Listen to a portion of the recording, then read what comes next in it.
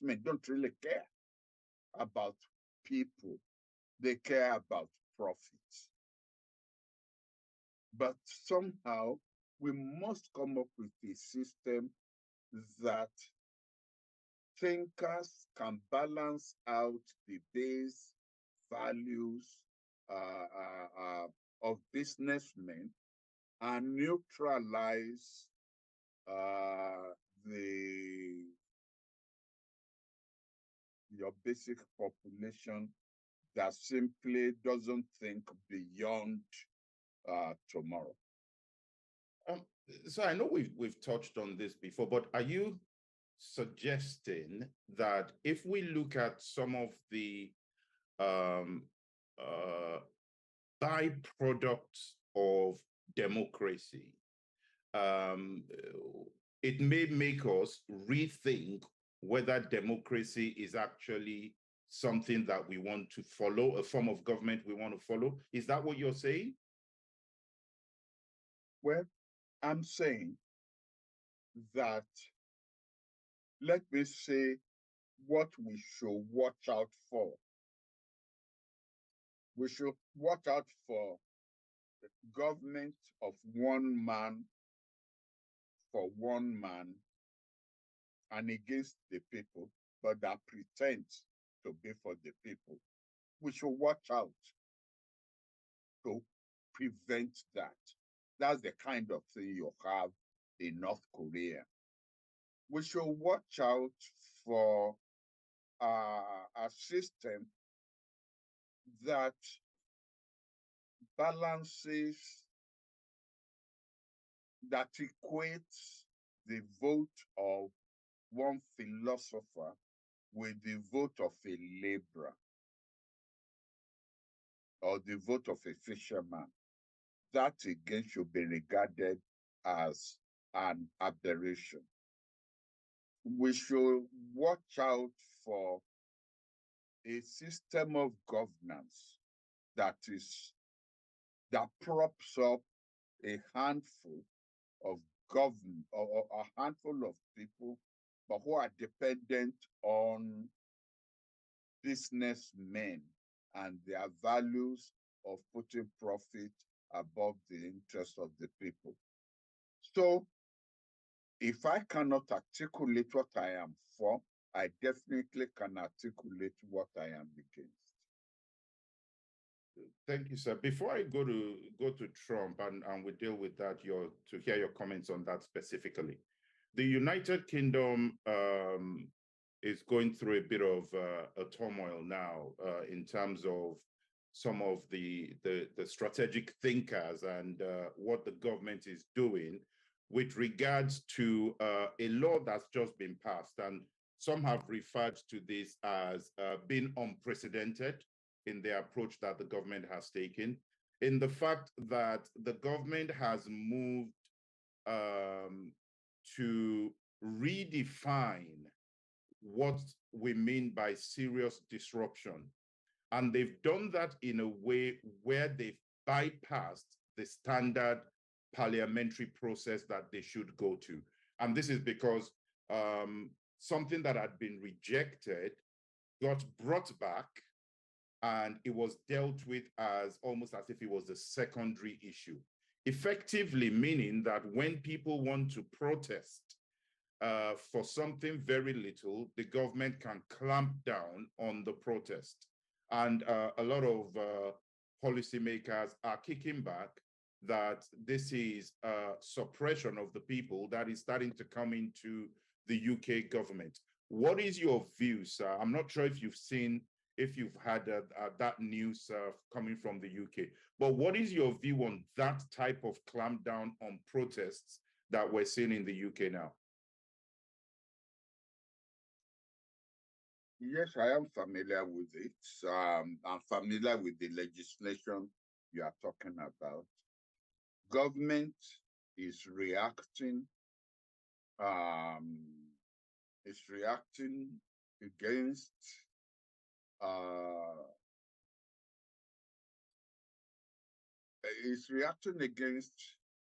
assertion of civil rights of no, the government is worried about those who, in fighting for their civil rights, are prepared to stamp on the civil rights of others. Since when should we regard as a legitimate exercise of the civil rights blocking the roads, splashing ink or whatever on paintings that are 200, 300 years old, because we are protesting against climate change? Since when should we accept that the only way to engage in advancing the interest of the total community is when a minority seeks to enforce its own perception of what constitutes what is right against the perception of the majority? I think this is what the government is reacting against. Now, it's a delicate situation, because most of the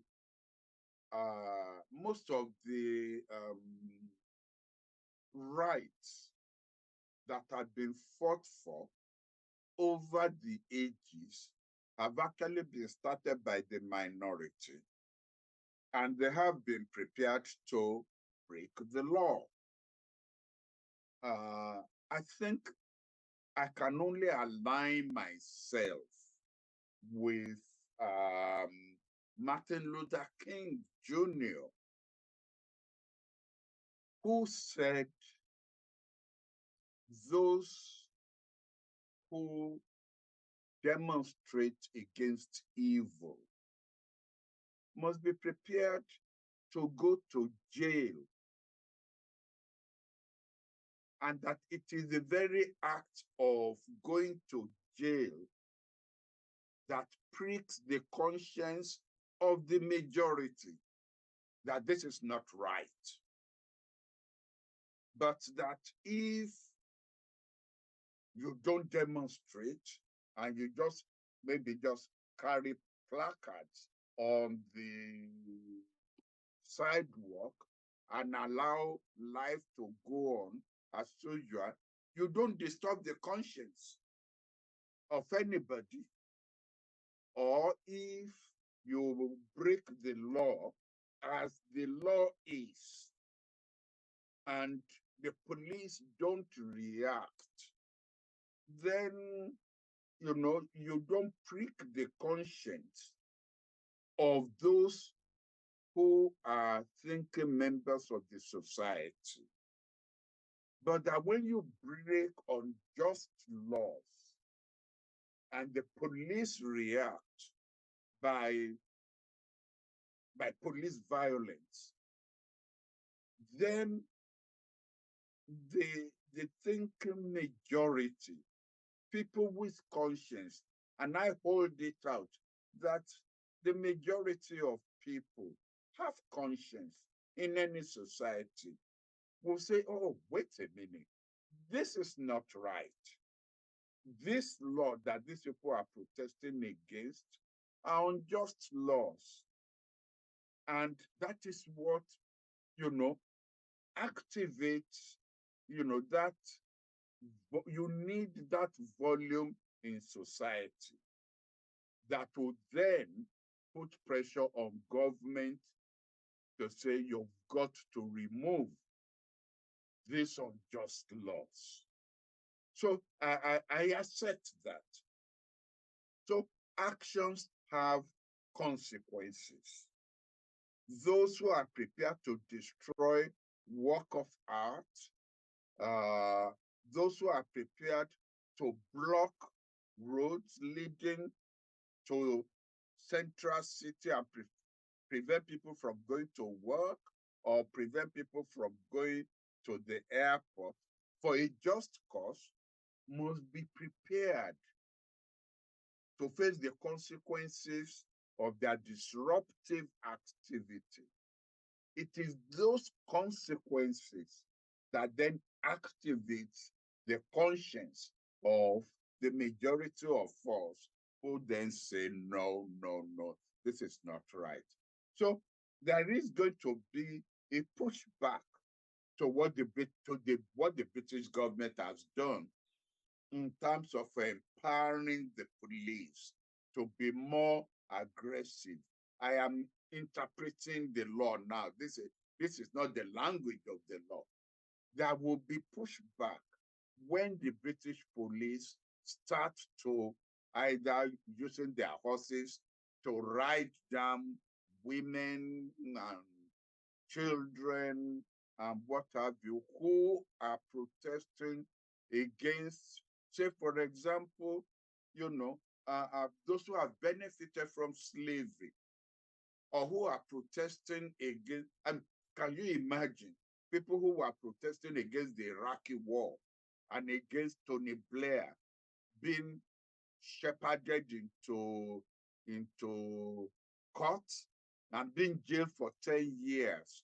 There will be an uproar in society. So there's no doubt in my mind that there is going to be a pushback to what the British government has done. But what I'm saying is that the mechanism for activating the conscience of the thinking elite involve those who care about justice facing injustice in the law. Let us go to the United States. Former President Trump has found himself in what some have said very, very deep waters. And the likelihood of him being able to come out of this one seems, and his chances seem to be very slim. What do you think of the situation that's evolving there, particularly with his former vice president then coming up and saying we may have national security issues at stake here that we need to address? Would like to hear your views on the indictment of President Trump, former President Trump. Yes. First of all, let me clarify what I believe Pence, Trump's former vice president, meant by saying we may need to face the national security issues on this matter. Initially,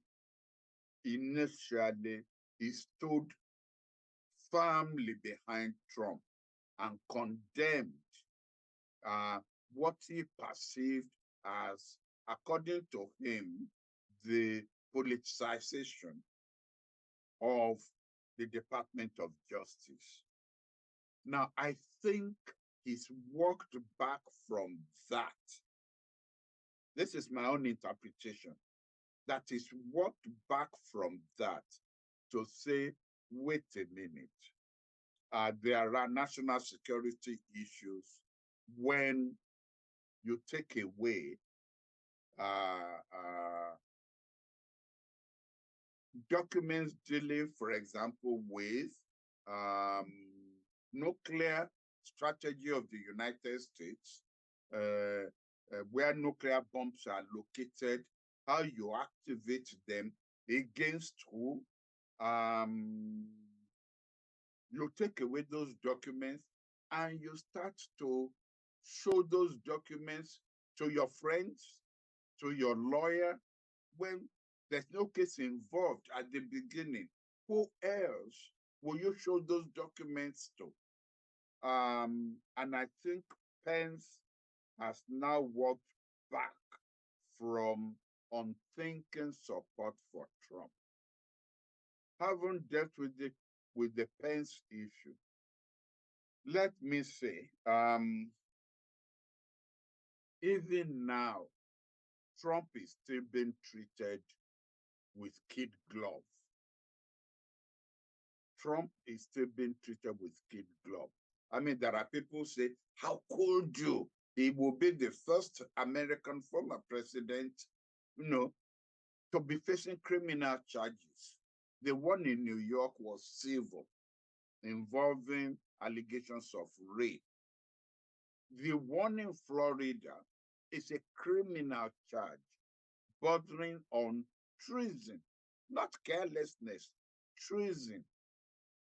Because the criminal definition of treason revolves around intent.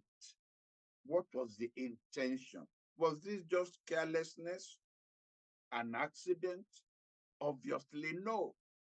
Because if you look at the document of indictment, I think that the special prosecutor deliberately has shown us pictures of those documents. Clearly, some of them stamped top secret, some of them stamped confidential, without letting us see the content of it. But the classification was there, top secret. Now, if this were anybody else, I would tell you there would be no bail for him. He would be in jail, pending trial. But on his recognition as a former president, he's been allowed to go home while preparing for the trial. That's number one point I want to make. Or that's number two. Pence was number one. Now, political decisions are being taken on this case. Why do I say so? Why was the case moved to Florida, which is a Republican state, and where pro-Trump sentiments are likely to be higher among the pool of jurors who would sit on this case? They said it's because Florida was where the alleged offenses were committed. And that's why they moved it to. I mean, I could argue that no, the crime was committed when those documents were moved out of the White House and taken. They could have been taken to anywhere else.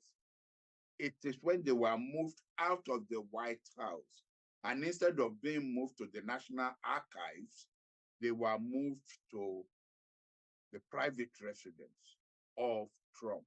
That was when the crime was committed, and that therefore the trial should have been held in Maryland,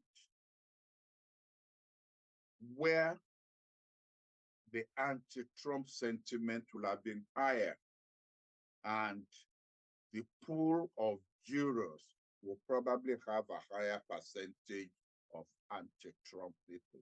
So already a pro-Trump decision, political decision, had been taken by the special prosecutor in moving the case to Florida, rather than having it done in Maryland.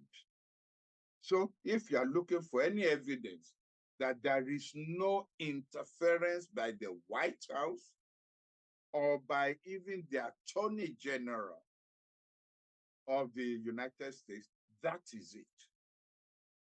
That the special prosecutor had been allowed to exercise a political decision. He may claim he took a legal decision. I would argue it was a political decision. So already, I would say, Trump is already benefiting from some privileges. Having said that, what he has done is definitely criminal. You've put the lives of Americans in jeopardy. I understand that there were documents that show knowledge of, intelligence information that had come in from different parts of the world. And those information will have shown who leaked them to the Americans.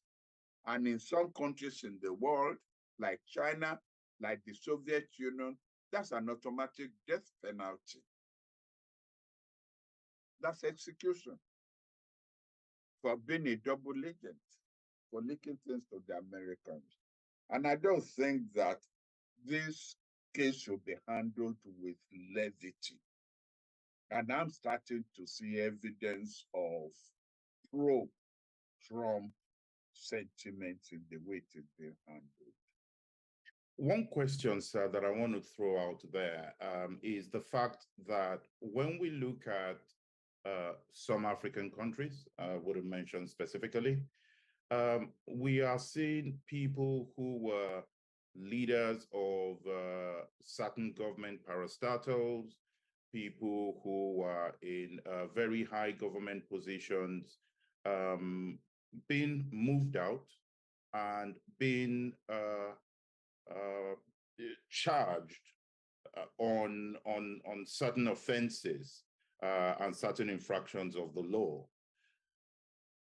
The natural response we get from some people is that we're being partisan or they're being partisan, and the new government is trying to protect themselves and ensure that the people who can get them into trouble are taken out of the way. When you look at what has happened in the UK, we look at what has happened in the US, should other countries be following this process? And to what extent do you think this would alter the behavior of African leaders?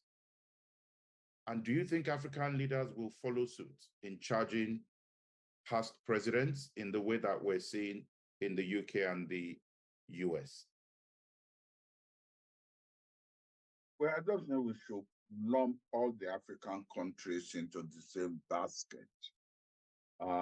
We are a long way from a culture of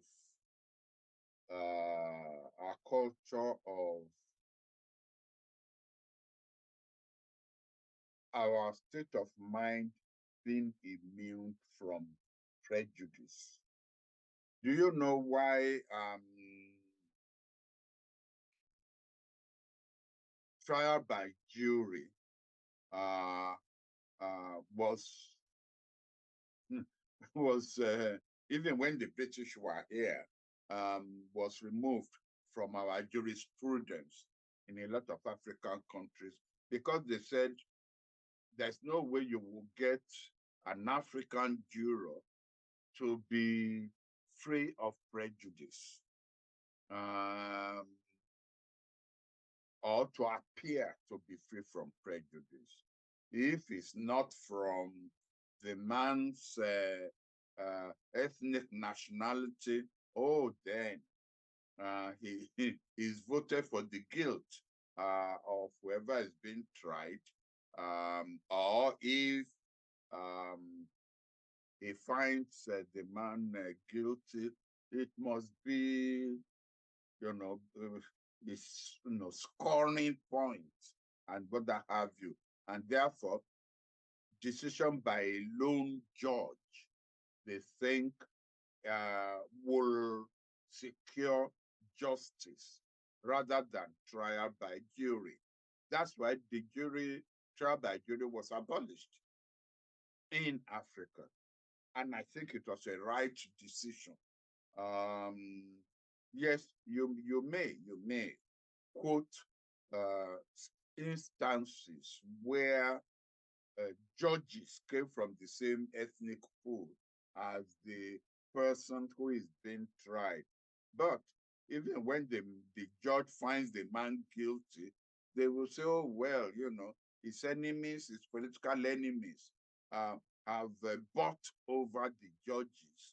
Or if he doesn't find the man guilty, then they say, oh, well, how could he find him guilty when he comes from the same ethnic pool as the man in front of him? I think it's the South Africans who, because of the apartheid syndrome, who have come close to trusting their judicial system to deliver justice, irrespective of ethnic biases. That's the only case that I know that is quite close. So we're a long way from the European system and the American system, where we still believe that, the pool of jurors can be counted upon to do justice, irrespective of whether they belong to the same party or the same race or what have you. Mark you, if you look at the history of racial justice in America, it's taken over 100 years before you will get a white jury um, um, condemning a white man accused of murdering a black man. It's taken a very long time. The same with their judges.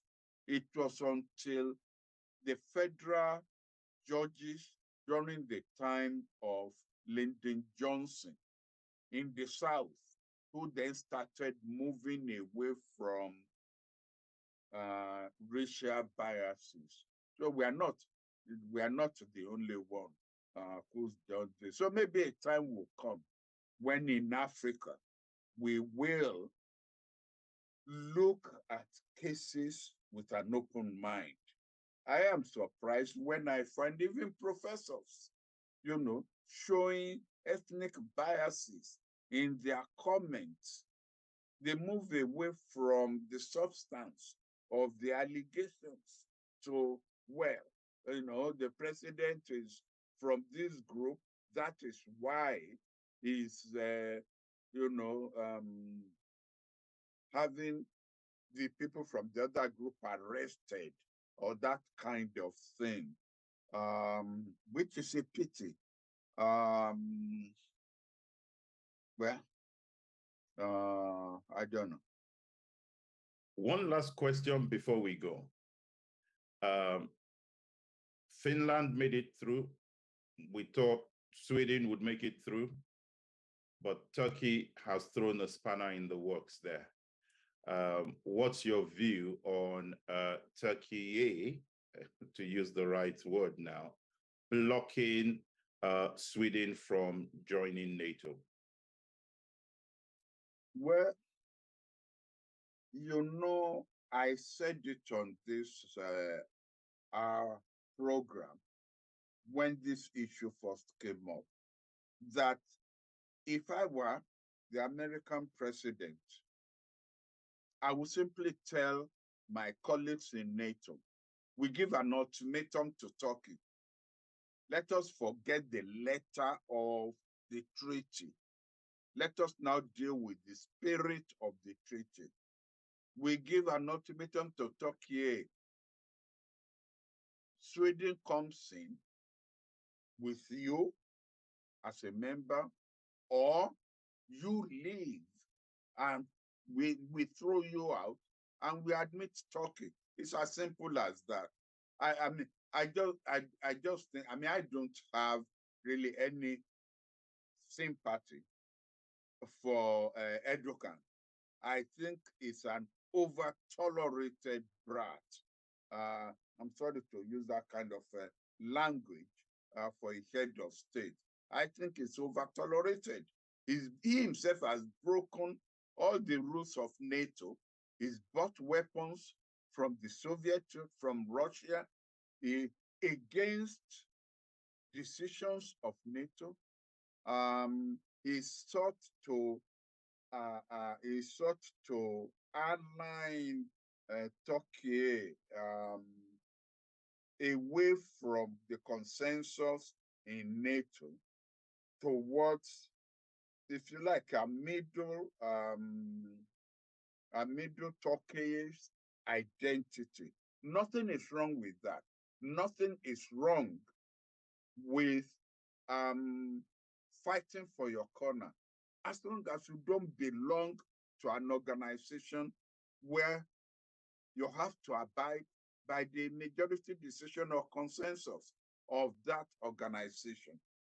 You cannot belong to NATO and still behave as if it is when it suits you that you exercise your rights within NATO.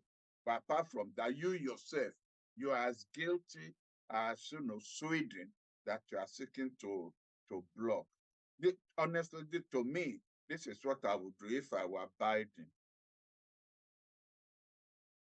One last question, sir. Hey, you said that the last time, that one last question. Yeah, but you know how preachers do. They say last point, and then the last point goes to the last point, and another point, and another point. But truly, this is the last question. All right. It's less than a month, or almost a month in, for the new administration in Nigeria. Should Nigerians be hopeful of the change that they've been looking for? Some people are saying that this is the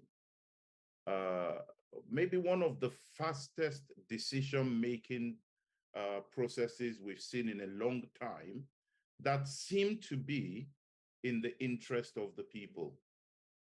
I know it's very early days.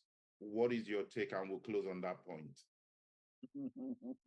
Well, you see, you've boxed me into a corner now. We were talking about how jurors are perceived and the interpretation put on the decision of jurors. What do you want me to say? If I say something favorable, they say, well, what do you expect? The president and Prof. Akinyemi were both in Nadeco, and they both come from the same ethnic group. So what do you expect him to say? And